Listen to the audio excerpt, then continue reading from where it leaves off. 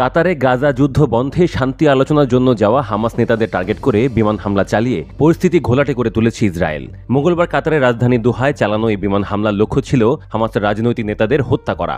এর মাধ্যমে গোষ্ঠীটির নেতৃত্বে শূন্যতা তৈরি করাই ছিল ইসরায়েলের আসল উদ্দেশ্য। অবশ্য এই পরিকল্পনায় সফল হয়নি ইসরায়েলিরা। হামাস বলছে তাদের প্রতিনিধি দলের 5 জন নিহত হলেও কাতারে থাকা শীর্ষ হামাস নেতারা এখনও অক্ষত রয়েছেন। পরিকল্পনায় ব্যর্থ হয়ে কাতারে থাকা হামাস নেতাদের ওপর আবারও হামলা চালানোর ফন্দি আঁটছে নেতানিয়াহু বাহিনী। আগের হামলায় কাতারে হামাস নেতারা যদি বেঁচেও যান, তাহলে পরবর্তী হামলায় ইসরায়েল ঠিকই সফল হবে বলে মন্তব্য করেছেন যুক্তরাষ্ট্রে নিযুক্ত ইসরায়েলের রাষ্ট্রদূত ইয়েচিয়েল লেইটার। তার এই মন্তব্যের পর কাতারে থাকা হামাস নেতাদের ওপর আবার হামলার আশঙ্কা করা হচ্ছে। আর এমনটি হলে দ্বিতীয়বারের মতো কাতারের ভূখণ্ডে হামলা চালাবে ইসরায়েল, যা কাতারের সার্বভৌমত্বের জন্য সরাসরি হুমকি।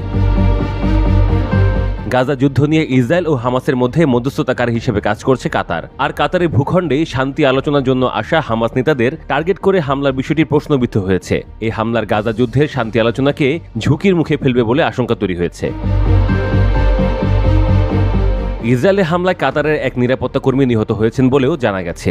আর এ কারণে ইসরায়েলকে বিশ্বাসঘাতক বলে আখ্যা দিয়েছে কাতার। এই হামলাকে ইসরায়েলের রাষ্ট্রীয় সন্ত্রাসবাদ হিসেবেও উল্লেখ করেছে দেশটি। এই হামলার পর ইসরায়েলের সমালোচনা করেছে তাদেরই মিত্র যুক্তরাষ্ট্রও। কাতারে একতরফাভাবে হামলা চালানোয় ইসরায়েলের স্বার্থের বিরুদ্ধে গেছে বলেই মন্তব্য করেছে যুক্তরাষ্ট্র।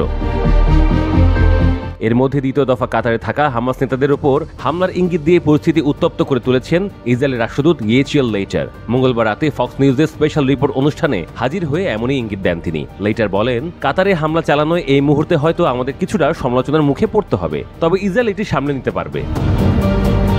এদিকে কাতারের দোহায় গত মঙ্গলবারের হামলায় নিজেদের 5 সদস্য নিহত হয়েছে বলে জানিয়েছে হামাস।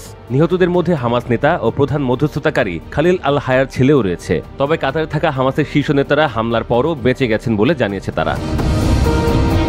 ইসরায়েলের ওই হামলার বিরুদ্ধে কাতারের প্রতি সংহতি জানাতে কূটনৈতিক তৎপরতা বাড়িয়েছে আরব দেশগুলো। বুধবার কাতারে পৌঁছান আমিরাতের প্রেসিডেন্ট শেখ মোহাম্মদ বিন জায়েদ আল নাহিয়ান।